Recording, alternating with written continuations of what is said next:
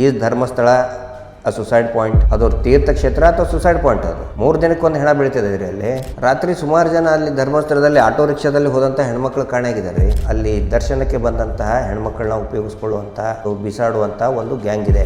ಹೆಣ್ಣು ಮಕ್ಕಳು 18ರಿಂದ 20 ವರ್ಷ 25 ವರ್ಷ ಪ್ರಾಯದ ಮಕ್ಕಳನ್ನು ಕರ್ಕೊಂಡು ಬಂದು ಅತ್ಯಾಚಾರ ಮಾಡೋದು. ಒಂದು ಚಿಕ್ಕ ಮಗು ವೆಜನಲ್ ಬ್ಲೀಡ್ ಆಗ್ತಾ ಇತ್ತು. ಅದು ಕಂಟಿಯಲ್ಲಿ ಬಿದ್ದಿದ್ದು ಪಾಪ ಮಗು. ಅದು UDR ಮಾಡ್ತಾರೆ, ನಾಚಿಕೆ ಆಗಲ್ವ ಇವರಿಗೆ? ದಾಖಲೆ ಇಟ್ಕೊಂಡೇ ಮಾತಾಡೋದು ನಾವು ಇಲ್ಲಿ ರೂಮ್ಗಳಲ್ಲಿ. ಅಪರಿಚಿತ ಮಹಿಳೆ ಅಂತ ಇರ್ತದೆ. ಅದು ಅಪರಿಚಿತ ಹೆಂಗಾಗುತ್ತೆ? ಗಂಡ ಹೆಂಡತಿ ಹೋಗಿರ್ತಾರಲ್ಲ, ನೋಡೋಕೆ ಆ ಹೆಂಗಸು ಚೆನ್ನಾಗಿದ್ರೆ 2 ದಿನ ಬಿಟ್ಟು ಬಂದು ಇವಳನ್ನ ಕರ್ಕೊಂಡು ಹೋಗುವಂತ ಹೇಳಿದಂತ ಅನೇಕ ಉದಾಹರಣೆಗಳಿದೆ. ಇಲ್ಲಿ ರೂಮ್ ಅವರಿಗೆ ಬೇಕಾದ ಸೌಕರ್ಯ ಇರುವಂತ ರೂಮಿಗೆ ಕಳಿಸ್ತಾರೆ. ಅಲ್ಲಿಂದ ಅವರನ್ನು ಮತ್ತೆ ರಾತ್ರಿ ಆ ಹುಡುಗಿನೇ ತಗೊಂಡು ಹೋಗ್ತಾರೆ. ಕಾಡಿನಲ್ಲಿ ಅಪರಿಚಿತ ಮಹಿಳೆ ಶವ. ಒಂದು 14ರಿಂದ 15 ವರ್ಷ ಆಸುಪಾಸಿನ ಒಂದು ಹುಡುಗಿ ಆಸಿಡ್ ಹಾಕೊಂಡು ಡೆಡ್ ಬಾಡಿ ಸಿಕ್ಕಿದೆ ಮುಖಕ್ಕೆ. ಯಾರಾದ್ರೂ ಮುಖಕ್ಕೆ ಆಸಿಡ್ ಹಾಕೊಂಡು ಸುಸೈಡ್ ಮಾಡ್ಕೋತಾರ? ಧರ್ಮಸ್ಥಳ ನನ್ನ ಮಟ್ಟಿಗೆ ಅದೊಂದು ಸ್ಮಶಾನ ಆಗಿದೆ ಅಷ್ಟೇ. ಮೊದಲನೇದಾಗಿ ನಮ್ಮ ಚಾನಲ್ಗೆ ಸ್ವಾಗತ ಮತ್ತು ತುಂಬಾ ಧನ್ಯವಾದಗಳು. ನಿಮ್ಮ ಈ ಒಂದು ಬಿಡಿ ಶೆಡ್ಯೂಲ್ಗಳಿಗೆ ಒಂದು ಪುಟ್ಟ ಚಾನಲ್ಗೆ ನಿಮ್ಮ ಒಂದು ಸಮಯವನ್ನು ಕೊಡ್ತಾ ಇದ್ದೀರಾ ಸರ್. ಈಗ ಮೊದಲನೇದಾಗಿ ಸೌಜನ್ಯ ಕೇಸ್ ಬಗ್ಗೆ ಆಲ್ರೆಡಿ ತುಂಬ ಜನ ಮಾತಾಡಿದ್ದಾರೆ ಆ್ಯಂಡ್ ನಾವು ಕೂಡ ಹಿಂಗೆ ಮಾತನಾಡಿದ್ವಿ. ಸೊ ಇವತ್ತಿನ ಬೇರೆ ಟಾಪಿಕ್ ಇದೆ. ಈಗ ಆ ಕೇಸ್ ಬಗ್ಗೆ ಸ್ವಲ್ಪ ವಿಷಯ ಸದ್ದು ಮಾಡ್ತಿರೋದ್ರಿಂದ ಏನಾದರೂ ಒಂದು ಚಿಕ್ಕ ಅಪ್ಡೇಟ್ ಅದ್ರ ಬಗ್ಗೆ ನೆಕ್ಸ್ಟ್ ಏನಿದೆ?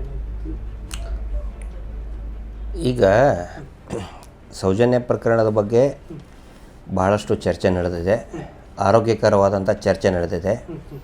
ಇನ್ನು ಕೆಲವೊಬ್ಬರು ರೋಗ ಬಂದಂಥವರು ಇದನ್ನು ಧಾರ್ಮಿಕ ವಿಷಯಕ್ಕೆ ಕನ್ವರ್ಟ್ ಮಾಡೋಕ್ಕೆ ನೋಡ್ತಾ ಇದ್ದಾರೆ. ಅದು ಆಗಲ್ಲ, ಅದನ್ನು ಅರ್ಥ ಮಾಡ್ಕೋಬೇಕು. ಆನಂತರ ಸೌಜನ್ಯ ಪ್ರಕರಣವನ್ನು ಅರ್ಥ ಮಾಡ್ಕೋಬೇಕಾದವರು ನನ್ನ ಅಭಿಪ್ರಾಯದಲ್ಲಿ ಅಲ್ಲಿ ನಡೆದಂತಹ ಸಂಶಯಾಸ್ಪದ ಅಸಹಜ ಸಾವುಗಳ ಬಗ್ಗೆ ಅರ್ಥ ಮಾಡ್ಕೋಬೇಕು. ಅದು ಅರ್ಥ ಆದರೆ ಸೌಜನ್ಯ ಪ್ರಕರಣ ಅರ್ಥ ಆಗ್ತದೆ, ತಿಳಿತದೆ. ಅಂದರೆ after the death of Sowjanya complete ಅರ್ಥ ಆಗ್ತದೆ. ಏನೇನು ನಡೀತು, ಯಾಕೆ ನಡೀತು, ಯಾಕೆ ಅವೆಲ್ಲ ಬೆಳವಣಿಗೆಗಳು, ಈ ಒಬ್ಬ ನಿರಪರಾಧಿ ಸಂತೋಷ್ ರಾವ್ನನ್ನು ಸೇರಿಸುವಂಥದ್ದು ಯಾಕೆ ಅನ್ನೋದು ಅರ್ಥ ಆಗ್ತದೆ. ಹೀಗಾಗಿ ಈ ಮುಂಚೆ ಏನು ನಿರಂತರವಾಗಿ ಅಸಹಜ ಸಾವುಗಳು ನಡೆದ್ವಲ್ಲ, ಒಂದು ವರದಿ ಪ್ರಕಾರ ಉಗ್ರಪ್ಪ ವರದಿಯಲ್ಲಿ ಸಾಕಷ್ಟು ಚರ್ಚೆಗಳು ನಡೀತದೆ. ಅಂದರೆ ಇಡೀ ಕರ್ನಾಟಕದಲ್ಲಿ ಮಹಿಳೆಯರು ಮತ್ತು ಮಕ್ಕಳ ಸುರಕ್ಷತೆಯ ಬಗ್ಗೆ ಚರ್ಚೆ ನಡೀತದೆ. ಅದು ಧರ್ಮಸ್ಥಳದ ಶ್ರೀ ಕ್ಷೇತ್ರ ಧರ್ಮಸ್ಥಳ ವ್ಯಾಪ್ತಿಯಲ್ಲಿ ನೇತ್ರಾವತಿ ನದಿ ತೀರದಲ್ಲಿ ಎಷ್ಟೊಂದು ಹೆಣಗಳು ಬೀಳ್ತಾ ಇದೆ, ಅದರ ಬಗ್ಗೆನೂ ಕೂಡ ಚರ್ಚೆ ನಡೀತದೆ,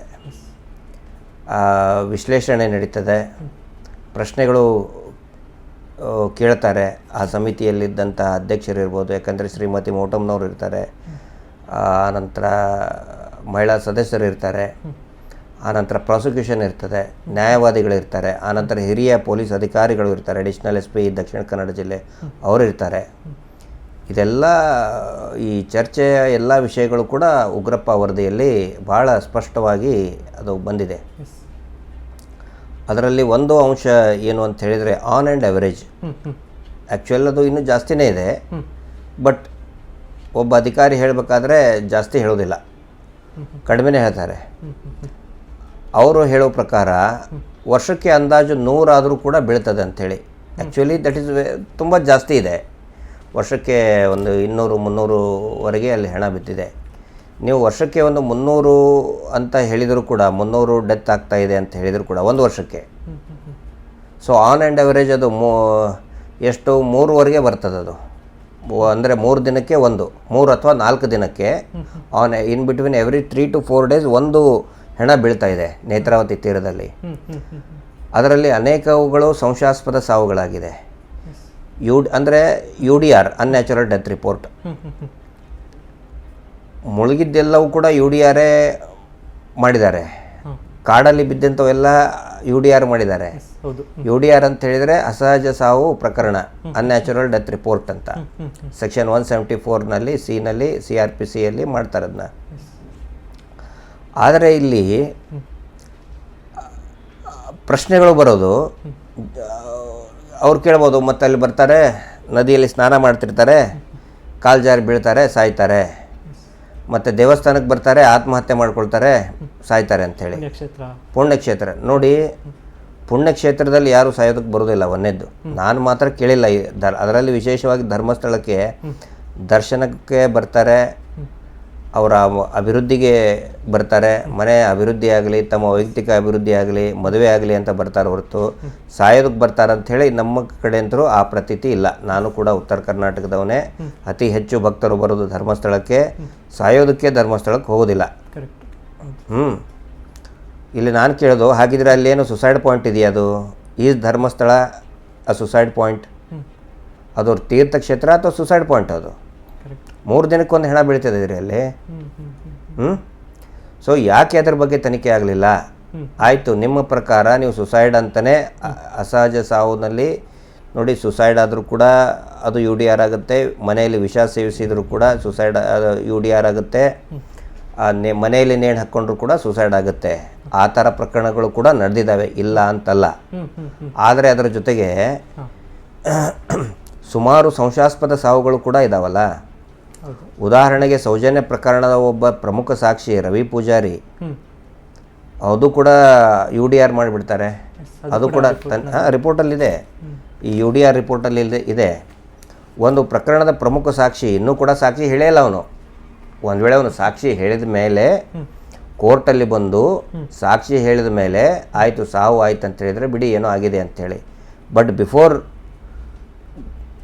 ಅಪಿಯರಿಂಗ್ ಬಿಫೋರ್ ದ ಕೋರ್ಟ್ ಸಾವು ಆಗ್ತದೆ. ಅದೇ ರೀತಿ ಇನ್ನೊಬ್ಬೊಂದು ಸಾವು ಆಗುತ್ತೆ, ಆಕ್ಸಿಡೆಂಟಾಗಿ ಹರೀಶ್ ಮಡಿವಾಳಂದು. ಅದು ಕೂಡ ಅವು ಸಾಕ್ಷಿ ಹೇಳೋಕ್ಕಿಂತ ಮುಂಚೆನೇ ಆಗುತ್ತೆ. ಇನ್ನೊಬ್ಬನು ಗೋಪಾಲಕೃಷ್ಣ ಅಂಥೇಳಿ, ಅವನು ಕೂಡ ಸಾಕ್ಷಿ ಹೇಳೋಕ್ಕಿಂತ ಮುಂಚೆನೇ ಒಂದು UDR ಆಗುತ್ತೆ, ಗೋಪಾಲಕೃಷ್ಣ ಅಂತ ಪಾಯ್ಸನಿಂಗ್ ಅಂಥೇಳಿ.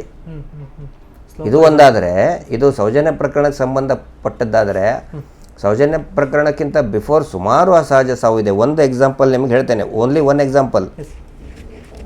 ಇಲ್ಲೇ ನೋಡಿ, ನಾನು ಡೌಟ್ ರೇಸ್ ಮಾಡ್ತಾ ಇದ್ದೀನಿ ಇಲ್ಲಿ. UDR ನಂಬರ್ 13/2008 ಅಂದರೆ 2008ರಲ್ಲಿ ಇದು 13ನೇ ಪ್ರಕರಣ.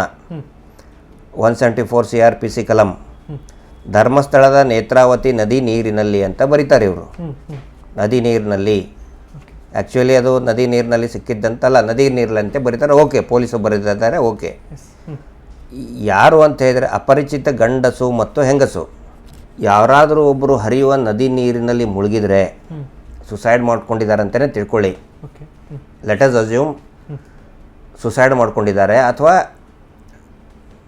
ಬೈ ಆಕ್ಸಿಡೆಂಟಲ್ಲಿ ಬಿದ್ದಿದ್ದಾರೆ, ಕಾಲು ಜಾರಿ ಬಿದ್ದಿದ್ದಾರೆ ಅಂತ ಹೇಳಿರಿ ಸ್ನಾನ ಮಾಡಬೇಕಾದ್ರೆ. 2 ಡೆಡ್ ಬಾಡಿ ಒಂದೇ ಕಡೆ ಸಿಗೋದಿಲ್ಲ ಸರ್. ಹರಿವು ಭಾಳ ಆಳ ಇದೆ ಒಳಗಡೆ, ಸುಳಿ ಇರ್ತದೆ. ಒಂದೇ ಕಡೆ ಹೆಂಗೆ ಸಿಗ್ತದೆ? ಇಲ್ಲಿ ಸಿಕ್ಕಂಥ ಎಲ್ಲ ಡೆಡ್ ಬಾಡಿ ಕೂಡ, ಅನೇಕ ಡೆಡ್ ಬಾಡಿಗಳು ಕೂಡ ನೇತ್ರಾವತಿ ಸ್ನಾನಘಟ್ಟ ಅಂತ ಬಂದಿದೆ. ಅಪರಿಚಿತ ಮಹಿಳೆ ನೇತ್ರಾವತಿ ಸ್ನಾನಘಟ್ಟದಲ್ಲಿ. ಇಲ್ಲ ಇನ್ನೊಂದಿದೆ ನೋಡಿ, ಸುಮಾರಿದೆ. 110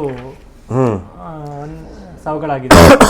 ಅಂದರೆ ನೇತ್ರಾವತಿ ಸ್ನಾನಘಟ್ಟದಲ್ಲಿ. ನಾನು ಕೇಳೋದು ಸರ್, ಇಲ್ಲಿ ನೇತ್ರಾವತಿ ಸ್ನಾನಘಟ್ಟ ಅಂದ್ರೆ ಡೆಡ್ ಬಾಡಿದು ಗೋಲ್ ಪೋಸ್ಟ್. ಅದು ಸತ್ತ ಮೇಲೆ ಎಲ್ಲರಿಗೂ, ಎಲ್ಲ ಡೆಡ್ ಬಾಡಿನೂ ಕೂಡ ನೇತ್ರಾವತಿ ಸ್ನಾನಘಟ್ಟಕ್ಕೇ ಬಂದುಬಿಡ್ತಾವ. ಆಮೇಲೆ ನೇತ್ರಾವತಿ ಸ್ನಾನಘಟ್ಟದಲ್ಲಿ ಕಾಲು ಜಾಲಿ ಬಿದ್ದರೆ ಸೀದಾ ಅಲ್ಲೇ ಬರೋದಿಲ್ಲ, ಒಳಗಡೆ ಹರಿವಿದೆ. ಎಲ್ಲೋ 1 ಕಿಲೋಮೀಟ್ರ್ 2 ಕಿಲೋಮೀಟ್ರ್ ದೂರ ಹೋಗಿ ಡೆಡ್ ಬಾಡಿ ಅಲ್ಲಿ ಇಲ್ಲಿ ಸಿಕ್ಕಾಕೊಳ್ತದೆ, ನಡುವೆ ಕಲ್ಲು ಬಂಡಲ್ಲಿ ಸಿಕ್ಕಾಕುತ್ತದೆ. ಇಲ್ಲಿ ನೋಡಿ, ಅಪರಿಚಿತ ಗಂಡು ಮತ್ತು ಅಪರಿಚಿತ ಗಂಡಸು ಮತ್ತು ಹೆಂಗಸು, ಅವರಿಬ್ಬರು ಒಟ್ಟಿಗೆ ಬಂದಿದ್ದರೆ ಅವರು ಗಂಡ ಹೆಂಡತಿ ಇರ್ಬೋದು ಅಥವಾ ಪ್ರೇಮಿಗಳಿರ್ಬೋದು, ಏನಾದರೂ ಇರ್ಬೋದು. ಅವರ ಡೆಡ್ ಬಾಡಿ ಒಂದೇ ಕಡೆ ಯಾಕೆ ಸಿಗ್ತದೆ, ಹೆಂಗೆ ಸಿಗ್ತದೆ? ಸೊ ಈ ಥರ ನೂರಾರು ಸಂಶಯಾಸ್ಪದ ಸಾವುಗಳಿದೆ. ಆನಂತರ ಅನೇಕವುಗಳು ಏನು ಅಪರಿಚಿತ ಗಂಡಸು ಅಪರಿಚಿತ ಹೆಂಗಸು ಇದೆಯಲ್ಲ, ಅವ್ರನ್ನ ಯಾಕೆ ಐಡೆಂಟಿಫೈ ಮಾಡೋಕ್ಕಾಗಲಿಲ್ಲ? ಧರ್ಮಸ್ಥಳಕ್ಕೆ ಬಂದವ್ರು ಏನು ಹಾಗೆ ಸುಮ್ಮನೆ ಬರಿಗೈಲಿ ಬಂದಿರ್ತಾರ, ಅಥವಾ ಅವ್ರದ್ದು ಏನೋ ಒಂದು ಸಣ್ಣ ಇದನ್ನು ಸಿಗೋದಿಲ್ವಾ? ಅಥವಾ ಅವ್ರ ಮನೆಯವರು ಏನಾದರೂ ಪೊಲೀಸ್ ಸ್ಟೇಷನ್ ಕಂಪ್ಲೇಂಟ್ ಕೊಟ್ಟಿರಲ್ವಾ? ಕೊಟ್ಟಿರ್ತಾರೆ. ಯಾವುದಾದ್ರೂ ಇಡೀ ರಾಜ್ಯದಲ್ಲಿ ಎಲ್ಲಾದರೂ ಒಂದು ಕಡೆ ಮಿಸ್ಸಿಂಗ್ ಆಗೇ ಆಗಿರ್ತದೆ. ಯಾಕೆ ಐಡೆಂಟಿಫೈ ಮಾಡೋಕ್ಕಾಗಲಿಲ್ಲ? ಮತ್ತು ಇನ್ನೊಂದು ಏನಂದರೆ ಸರ್, ಅಲ್ಲಿ ಸತ್ತಿರೋರೆಲ್ಲ ಅಪರಿಚಿತರು, ಮತ್ತು ಅಲ್ಲಿರೋ ನೇಮ್ಗಳೇನು ಮೆನ್ಷನ್ ಆಗಿದೆ, ಇವರೆಲ್ಲ ಅಲ್ಲಿಯವರೇನ ಅಥವಾ ಹೊರಗಡೆ? ಅಲ್ಲಿಯವರು ಇದ್ದಾರೆ, ಬೇರೆ ಕಡೆಯವರು ಇದ್ದವರು ಇದ್ದಾರೆ, ಬೇರೆ ಕಡೆ ಇದ್ದವರು ಇದ್ದಾರೆ, ಲೋಕಲೈಟ್ಸು ಇದ್ದಾರೆ. ಆನಂತರ ನಾವು ಇದ್ರ ಜೊತೆಗೆ ತಾವು ಇನ್ನೂ ಏನೋ ಮಿಸ್ಸಿಂಗ್ ಕಂಪ್ಲೇಂಟ್ ಕೂಡ ನಾವು ಸ್ಟಡಿ ಮಾಡಿದ್ದೀವಿ, ಕಾಣೆಯಾದವರು ಮಹಿಳೆಯರ ಬಗ್ಗೆ. ಸುಮಾರು ಜನ ಕಾಣೆಯಾಗಿದ್ದಾರೆ ಮಹಿಳೆಯರು, ಇನ್ನೂ ಸಿಕ್ಕಿಲ್ಲ. ಸಿಕ್ಕಿಲ್ಲ. ಬಟ್ ಪೊಲೀಸ್ನಲ್ಲಿ ತಪ್ಪು ವರದಿ ಕೊಟ್ಟಿದ್ದಾರೆ. ನಾವು ಅವ್ರ ಅಡ್ರೆಸ್ ಹುಡ್ಕೊಂಡು ಕೂಡ ಹೋಗಿದ್ದೀವಿ. ಎಷ್ಟೋ ಜನ ವಾಪಸ್ ಬಂದೇ ಇಲ್ಲ, ಆದರೂ ಕೂಡ ಅವ್ರು ಪತ್ತೆ ಆಗಿದ್ದಾರೆ ಅಂತ ಸುಳ್ಳು ಬರೆದಿದ್ದಾರೆ. ಯಾಕೆ ಹಿಂಗೆ? ಟ್ರೇಸ್ಡ್ ಅದರಲ್ಲಿ ನೋಡಿ, ಮಿಸ್ಸಿಂಗ್ ಕಂಪ್ಲೇಂಟಲ್ಲಿ ಮತ್ತೆ ಒಂದು ಕಾಲಮ್ ಮಾಡಬೇಕು, ಟ್ರೇಸ್ಡ್ ಆ್ಯಂಡ್ ಅನ್ಟ್ರೇಸ್ಡ್. ನಾವು ಅದನ್ನು ಕೂಡ ಕೇಳಿದ್ವಿ, ಯಾವುದು ಟ್ರೇಸ್ ಆಗಿದೆ ಯಾವುದು ಅನ್ಟ್ರೇಸ್ ಆಗಿದೆ ಅಂತ ಕೊಡಿ ಅಂತ ನಾವು ಕೇಳಿದ್ವಿ. ಟ್ರೇಸ್ ಆಗಿದ್ದವ್ರ ಮನೆಗೆ ಹೋಗಿ, ಯಾಕಂದ್ರೆ ಅದರಲ್ಲಿ ಅಡ್ರೆಸ್ ಇರ್ತದೆ ಅವ್ರದ್ದು, ಯಾವ ಗ್ರಾಮ ಯಾವ ಊರು ಅಂಥೇಳಿ. ಅಲ್ಲಿ ಹೋಗಿ ಕೇಳಿದಾಗ ಅವ್ರು ಟ್ರೇಸೇ ಆಗಿಲ್ಲ ಮಹಿಳೆಯರು. ಸೊ ಆಮೇಲೆ ಇನ್ನೊಂದು ಯಾವುದು, ಈ ರೂಮ್ಗಳಲ್ಲಿ ಅಪರಿಚಿತ ಮಹಿಳೆ ಅಂತ ಇರ್ತದೆ. ರೂಮ್ನಲ್ಲಿ ಅಪರಿಚಿತ ಮಹಿಳೆ ಹೆಂಗೆ ಹೆಣ ಸಿಕ್ಕರೆ ಅದು ಅಪರಿಚಿತ ಹೆಂಗಾಗುತ್ತೆ? ಹಾಂ, ಅಂದರೆ ನೀವು ಗುರುತು ಪತ್ತೆ ಇಲ್ಲದೇ ಕೊಟ್ಬಿಡ್ತೀರಾ ರೂಮ್ನ? ಕೊಡೋದಿಲ್ಲ, ಎಲ್ಲೂ ಕೂಡ ಕೊಡೋದಿಲ್ಲ. ಸೊ ಇವೆಲ್ಲವೂ ಕೂಡ ಪ್ಲಾಂಟೆಡ್, ಇವೆಲ್ಲವೂ ಕೂಡ ಅತ್ಯಾಚಾರ, ಕೊಲೆ ಆದಂತಹ ಪ್ರಕರಣಗಳೇ. ನಮಗೆ ಸುಮಾರು ಜನ ಹೇಳಿದ್ದಾರೆ, ಅಲ್ಲಿದ್ದಂಥವರು ಈ ಹುಡುಗ ಹುಡುಗಿ ಹೋಗಿರ್ತಾರೆ ಅಥವಾ ಗಂಡ ಹೆಂಡತಿ ಹೋಗಿರ್ತಾರಲ್ಲ, ನೋಡೋಕ್ಕೆ ಆ ಹೆಂಗಸು ಚೆನ್ನಾಗಿದ್ದರೆ ಅವ್ರ ಜೊತೆಗೆ ಬಂದಂಥವನಿಗೆ ಹೇಳ್ತಾರೆ, ನೀನು ನಾಳೆ ಅಥವಾ ಒಂದೆರಡು ದಿನ ಬಿಟ್ಟು ಬಂದು ಇವಳನ್ನ ಕರ್ಕೊಂಡು ಹೋಗುವಂತ ಹೇಳಿದಂಥ ಅನೇಕ ಉದಾಹರಣೆಗಳಿದೆ. ಹೌದು.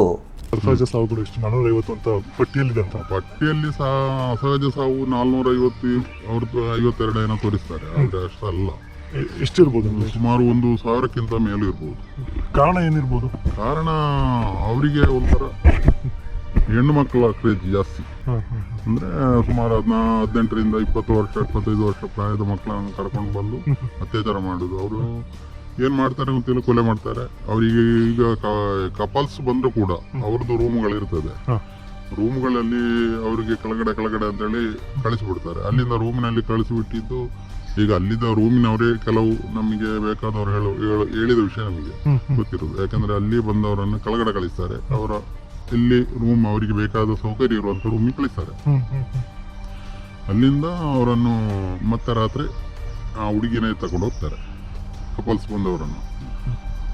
ಆ ಹುಡುಗಿನ ಎತ್ತಾಕೊಂಡು ಹೋದ್ರೆ ಮತ್ತೆ ಮರುದಿವಸ ಅವರಿಗೆ ಬೇಕಾದರೆ ಆ ಹುಡುಗಿ ಅವ್ನು ಕರ್ಕೊಂಡು ಬರ್ತಾರೆ. ರಾತ್ರಿ ಅವರ ಕೆಲಸ ಎಲ್ಲ ಮುಗಿಸ್ಬಿಟ್ಟು ಕರ್ಕೊಂಡು ಬರ್ತಾರೆ, ಅಲ್ಲಿಗೆ ಸ್ಪಾಟಿಗೆ ಕರ್ಕೊಂಡು ಬರ್ತಾರೆ. ಗಂಡಸನ ಇದ್ದಲ್ಲಿಗೆ ಅವನಿಗೆ ಬೇಕಾ ನೀನು ಕರ್ಕೊಂಡು ಹೋಗ್ಬೋದು, ಇಲ್ಲ ಮುಚ್ಕೊಂಡು ಹೋದ್ರೆ ಜೀವಂತ, ಅವಳು ಜೀವಂತ, ಇಲ್ಲ ಅಂದ್ರೆ ನದಿಯಲ್ಲಿ ತೇಲ್ತಾರೆ. ಎಲ್ಲಾದ್ರೂ ಪೀಸ್ ಮಾಡಿ ಬಿಸಾಕಿ ಬಿಡ್ತಾರೆ. ಹಾಗೆ ಸುಮಾರು ಆಗಿದೆ ಹಾಗೆ. ಹೀಗಾಗಿ ಇಂಥಲ್ಲಿ ಅಪರಿಚಿತ ಗಂಡಸು ಅಂದರೆ ಯಾರು? ದೇರ್ ರಿಲೇಟಿವ್, ಮೇ ಬಿ ಅವ್ರ ಜೊತೆಗೆ ಬಂದಂಥ ಹುಡುಗ ಇರ್ತಾನೆ ಅಥವಾ ಗಂಡ ಆಗಿರ್ತಾನೆ. ಮತ್ತೆ ಅಲ್ಲಿ ಒಂದೇ ವ್ಯಕ್ತಿಗೆ ಸೇರುವಂಥ ಲಾಡ್ಜಸ್ಗಳಲ್ಲಿ ಸುಮಾರು 60 ಬಾಡಿಗಳು ಸಿಕ್ಕಿದೆ. ಹೌದು, ಅದರಲ್ಲಿ 38 ಅಪರಿಚಿತರು. 60 ನೋಡಿ, 60 ಬಾಡಿಗಳಲ್ಲಿ 38 ಅಪರಿಚಿತರು. ಯಾಕಪ್ಪ ಈ ರಾಜ್ಯ ಇದಕ್ಕೆ ಪೊಲೀಸ್ ಇಲಾಖೆಗೆ ಅಪರಿಚಿತರು ಯಾರು ಅಂತ ಕಂಡುಹಿಡಿಯೋಕ್ಕಾಗಿಲ್ಲ? ಆನಂತರ ಈ ವರದಿ ನಾವು ತೊಗೊಂಡಿದ್ದು ತಕ್ಷಣಕ್ಕೆ ಏನು ತೊಗೊಂಡಿಲ್ಲ. ತಕ್ಷಣಕ್ಕೆ ಯಾವುದಪ್ಪ ಒಂದು ವಾರ 10 ದಿನ 1 ತಿಂಗಳಿಗೆ ನಾವು ತೊಗೊಂಡ್ರೆ ಹೌದು ಇನ್ನೂ ಹುಡುಕ್ತಾ ಇದ್ದೀವಿ ಸಿಕ್ಕಿಲ್ಲ ಅಂತ ಆಗ್ಬೋದು. ಆಫ್ಟರ್ 10 ಇಯರ್ಸ್ ತೊಗೊಂಡಿದ್ದು, 2000 ಆಫ್ಟರ್ 10 ಇಯರ್ಸ್ ತೊಗೊಂಡಂಥ ದಾಖಲೆ. 10 ವರ್ಷ ತನಕ ನೀವು ಯಾಕೆ ಹುಡುಕ್ಲಿಲ್ಲ? ಯಾಕೆ ಮುಚ್ಚಿ ಹಾಕಿದ್ರಿ ಅದನ್ನು? ಸೊ ಅಲ್ಲಿ ಒಂದು ವ್ಯವಸ್ಥಿತವಾದಂತಹ ಕೊಲೆಗಳು, ಅತ್ಯಾಚಾರಗಳು ನಡೀತಾ ಇದೆ. ವ್ಯವಸ್ಥಿತವಾಗಿ ಅದನ್ನು ಡಿಸ್ಪೋಸ್ ಆಗ್ತಾ ಇದ್ದಾರೆ. Taking the shield of UDR ಅಂತ ಹೇಳಿ ಮುಚ್ಚಿ ಹಾಕ್ತಾ ಇದ್ದಾರೆ. ಇದರಲ್ಲಿ ಪೊಲೀಸರು ಸ್ಪಷ್ಟವಾಗಿ ಶಾಮೀಲಾಗಿದ್ದಾರೆ. ಅಲ್ಲಿಯ ಸ್ಥಳೀಯ ಪೊಲೀಸ್ ಅಧಿಕಾರಿಗಳು ಮತ್ತು ಪೊಲೀಸ್ ಸ್ಟಾಫ್, ಪೊಲೀಸ್ ಸಿಬ್ಬಂದಿ ಸ್ಪಷ್ಟವಾಗಿ ಇದರಲ್ಲಿ ಸೇರಿಕೊಂಡಿದ್ದಾರೆ. ಇದು ಬಹಿರಂಗ ಆಗಬೇಕು. ಇನ್ನು ಅನೇಕ ಈ ಥರ ಇದೆ. ಆನಂತರ ಕಾಡಿನಲ್ಲಿ ನೀವು ನೋಡಿರ್ಬೋದು, ಕಾಡಿನಲ್ಲಿ ಅಪರಿಚಿತ ಮಹಿಳೆ ಶವ ನೋಡಿ. ಯಾರಾದರೂ ಒಬ್ಬರು ಹೊರಗಡೆ ಹತ್ರ ಬಂದಿದ್ದರೆ ಅವ್ರಿಗೆ ಒಳಗಡೆ ಇಂಟೀರಿಯರ್ ಗೊತ್ತಾಗೋದಿಲ್ಲ. ಯಾತ್ರಿಕರಿಗೆ ಇಂಟೀರಿಯರ್ ಕಾಡು ಗೀಡು ಇರೋದಿಲ್ಲ, ಗೊತ್ತಿರೋದಿಲ್ಲ. ಅಲ್ಲಿ ಹೋಗಿ ಹೆಂಗೆ ಸುಸೈಡ್ ಮಾಡ್ಕೋತಾರೆ? ಕಾಡಿನಲ್ಲಿ ಸುಮಾರು ಹೆಣಗಳಿದೆ. ಪಕ್ಕದಲ್ಲಿ ಒಂದು ಮರ ಇತ್ತು, ಅದೇ ಮರದ ಬುಡದಲ್ಲಿ ನನ್ನ ಮಗು ಸುಮಾರು ಒಂದು 14ರಿಂದ 15 ವರ್ಷ ಆಸುಪಾಸಿನ ಒಂದು ಹುಡುಗಿ. ಅಲ್ಲ, ಇಲ್ಲಿ ಯಾವ ಜಾಗ? ಅಲ್ಲೇನಾ? ಇಲ್ಲಿ ಸ್ವಲ್ಪ ಮುಂದೆ ಒಂದು ದೊಡ್ಡ ಮರ ಇತ್ತು, ಅದು ಬಿದ್ದು ಹೋಗಿದೆ. ಅಲ್ಲೇ ಆ ಮರದ ಬುಡದಲ್ಲಿ ಈ ಪಕ್ಕದಲ್ಲಿ ಇದನ್ನು ಮಾಡಿದ್ದಾರೆ. ಕಾಡಿನಲ್ಲಿ ಸುಮಾರು ಹೆಣಗಳಿದೆ. ಹೌದು. ಈಗ ನೀವೊಂದು ಹೇಳಿದ್ರಿ ಪೊದವೆಟ್ಟು ಅಂತ. ಪೊದವೆಟ್ಟು ಅದು ಧರ್ಮಸ್ಥಳದಿಂದ ಸುಮಾರು ಕಾಡೊಳಗಡೆ ಒಂದು 4 ಕಿಲೋಮೀಟರ್ ಹೋಗ್ಬೇಕು. ಅಲ್ಲಿ ಹೆಂಗೆ ಡೆಡ್ ಬಾಡಿ ಬಿತ್ತು? ಸುಮಾರು ಬಿದ್ದಿದ್ದಾವೆ ಅಲ್ಲಿ. ಪೊದವೆಟ್ಟು ಇರ್ಬೋದು, ಆನಂತರ ಇನ್ನು ಬೇರೆ ಬೇರೆ ನೇತ್ರಾವತಿ ಸ್ನಾನಘಟ್ಟದ ಮೇಲೆ ಆ ಕಡೆ ಇರುವಂಥ ಕಾಡಲ್ಲಿ ಇಲ್ಲಿ ಬರ್ತದೆ ಪ್ರಶ್ನೆ ಸೌಜನ್ಯ. ಅದು ಒಂದು ವೇಳೆ ಸೌಜನ್ಯ ಪ್ರಕರಣ ಮಿಸ್ಸಿಂಗ್ ಆದ ತಕ್ಷಣವೇ ಜನ ಎದ್ದೇಳಲಿಲ್ಲ ಅಂತ ಹೇಳಿದರೆ, ಬರೀ ಒಂದು ದಿನ ಗ್ಯಾಪ್ ಕೊಟ್ಟಿದ್ರೆ, ಒಂದು ದಿನ ಜನ ಎದ್ದೇಳಲಿಲ್ಲ ಅಂತ ಹೇಳಿದರೆ ಅದು ಕೂಡ ನ್ಯಾಚುರಲ್ ಡೆತ್ ರಿಪೋರ್ಟ್ ಹೊಳೆಯಲ್ಲಿ ದೂಕಿ ಇದೊಂದು ಲವ್ ಇದನ್ನಂತ ಹೇಳಿ ಮಾಡಿಬಿಡ್ತಿದ್ರು ಜನಗಳೇ ಆಮೇಲೆ ನೋಡಿ ಆ ಪೊಲೀಸ್ ಅಧಿಕಾರಿಗಳಿಗೆ SP ಅವರಿಗೆ ಕೇಳ್ತಾರೆ ರಿಪೋರ್ಟರ್, ಆ ವಿಡಿಯೋ ಇದೆಯಲ್ಲ ತುಂಬ ಇಟ್ ರಿವೀಲ್ಸ್ ಮೆನಿ ಥಿಂಗ್ಸ್. ಯಾರು ಅಭಿಷೇಕ್ ಗೋಯಲ್ ಅವ್ರದ್ದು. ಅದರಲ್ಲಿ ಲಾಸ್ಟಿಗೆ ಕೇಳ್ತಾನೆ ಅವನು, ಸರ್ ಶಾಂತಿವನದ ಎದುರುಗಡೆ ಅನೇಕ ರೇಪ್ ಆ್ಯಂಡ್ ಮರ್ಡರ್ ಹೆಣ್ಮಕ್ಳದ್ದು ಡೆಡ್ ಬಾಡಿ ಬೀಳ್ತದಲ್ಲ ಯಾಕೆ ಅಂತ ಕೇಳ್ತಾನೆ. ಅಷ್ಟೊತ್ತಿಗೆ ವಿಡಿಯೋ ಕಟ್ಟಾಗುತ್ತೆ. ಎಲ್ಲಿ ಸೌಜನ್ಯಾಳ ಡೆಡ್ ಬಾಡಿ ಬಿದ್ದಿದೆಯಲ್ಲ, ಈ ಹಿಂದೆನೂ ಕೂಡ ಅದೇ ಜಾಗದಲ್ಲಿ ಅದೇ ವ್ಯಾಪ್ತಿಯಲ್ಲಿ ಅನೇಕ ಹೆಣ್ಣುಮಕ್ಕಳ ಬೆತ್ತಲೆಯಾದಂಥ ಡೆಡ್ ಬಾಡಿಗಳು ಬಿದ್ದಿದ್ದಿದೆ. ಅದನ್ನು ನೋಡಿದವರಿದ್ದಾರೆ. ಹಿಂಗಾಗಿ ಆ ಜಾಗದಲ್ಲಿ ಸರ್ಚ್ ಮಾಡೋಕ್ಕೆ ಹೋಗ್ತಾರೆ ಅಲ್ಲಿ ಏನಾದರೂ ಬಿದ್ದಿದೆಯಾ ಅಂಥೇಳಿ. ಎಸ್ ಹೌದು, ಅವರು ಮಾವನವರು ಕೂಡ ಅದನ್ನೇ ಹೇಳಿದರು. ಸೊ ಯಾಕೆ ಇದೊಂದೇ ಜಾಗದಲ್ಲಿ ಹುಡುಕ್ತಾ ಇದ್ದೀವಿ? ಹಿಂದೆನೂ ಕೂಡ ಅದೇ ಜಾಗದಲ್ಲಿನೇ ಸುಮಾರು ಹೆಣ್ಮಕ್ಳು ಡೆಡ್ ಬಾಡಿ ಬಿದ್ದಿದೆ. ಆ್ಯಸಿಡ್ ಹಾಕ್ಕೊಂಡು ಡೆಡ್ ಬಾಡಿ ಸಿಕ್ಕಿದೆ ಮುಖಕ್ಕೆ. ಯಾರಾದರೂ ಮುಖಕ್ಕೆ ಆ್ಯಸಿಡ್ ಹಾಕ್ಕೊಂಡು ಸೂಸೈಡ್ ಮಾಡ್ಕೋತಾರ? ಆನಂತರ ನೇತ್ರಾವತಿ ಬ್ರಿಡ್ಜಿಂದ ಒಂದು ಡೆಡ್ ಬಾಡಿ ರಿಕವರಿ ಆಗುತ್ತೆ. ಆ ಹುಡುಗಿ ಹೆಣ್ಮಗಳು ಸತ್ತಿರ್ತಾಳೆ ಅರೌಂಡ್ 25-30 ವರ್ಷದ ಒಳಗಡೆ ಪ್ರಾಯದ ಒಬ್ಬ ಯುವತಿ. ಅವಳ ಡೆಡ್ ಬಾಡಿ ಹೆಂಗೆ ರಿಕವರಿ ಆಗುತ್ತೆ ಅಂತ ಹೇಳಿದರೆ, ಸೀರೆ ಕಟ್ಟಿರ್ತದೆ, ಕುತ್ತಿಗೆಗಲ್ಲ ಸೊಂಟಕ್ಕೆ ಕಟ್ಟಿರ್ತದೆ. ಸೊಂಟಕ್ಕೆ ಕಟ್ಕೊಂಡ್ರೆ ಅದು ಜೀವ ಹೋಗುತ್ತಾ?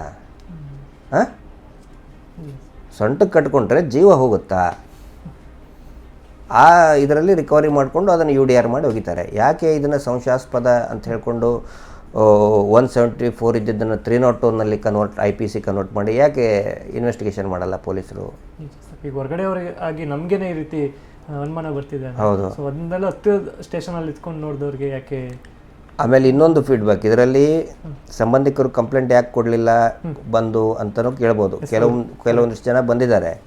ಬಂದಂಥವ್ರಿಗೆ ಸ್ವತಃ ಪೊಲೀಸರು ಏನು ಹೇಳಿ ಕಳಿಸಿದ್ದಾರೆ, ನೀವು ದೂರು ಕೊಟ್ಟರೆ ಶ್ರೀ ಕ್ಷೇತ್ರಕ್ಕೆ ಅಪಮಾನ ಆಗುತ್ತೆ, ದೂರು ಕೊಡಬೇಡಿ ಅಂತ ಹೇಳಿ ಕಳಿಸಿದ್ದಾರೆ. ಅದಕ್ಕೆ ಸಮಾಧಾನ ಅವ್ರ ಕಡೆನೂ ಕೂಡ ಹೋಗಿ ಬಂದಿದ್ದಾರೆ. ನೋಡಿ, ನಾವು ಭಕ್ತರು ಹಿಂಗೆ ಕಾಣೆಯಾಗಿದೆ, ಮನೆ ಹೆಣ್ಮಗಳು ಕಾಣೆ ಆಗಿದ್ದಾಳೆ ಅಂದ್ಕೊಳ್ಳೆ, ಇಲ್ಲ ನೀವು ಯಾಕೆ ಕಂಪ್ಲೇಂಟ್ ಕೊಡ್ತೀರಾ? ಕಂಪ್ಲೇಂಟ್ ಕೊಡಬೇಡಿ, ಮಂಜುನಾಥ ಸ್ವಾಮಿ ಇದ್ದಾನೆ, ಧರ್ಮ ದೇವತೆಗಳಿದ್ದಾರೆ, ನೀವು ಕಂಪ್ಲೇಂಟ್ ದೂರು ಕೊಟ್ಟರೆ ಶ್ರೀ ಕ್ಷೇತ್ರಕ್ಕೆ ಅಪಮಾನ ಆಗಲ್ವಾ ಅಂತ ಹೇಳಿ ಅವರಿಗೆ ಕಳಿಸಿದ್ದಾರೆ. ಇದು ಅಲ್ಲಿ ನಡೀತಾ ಇರುವಂಥ ವಾಸ್ತವ.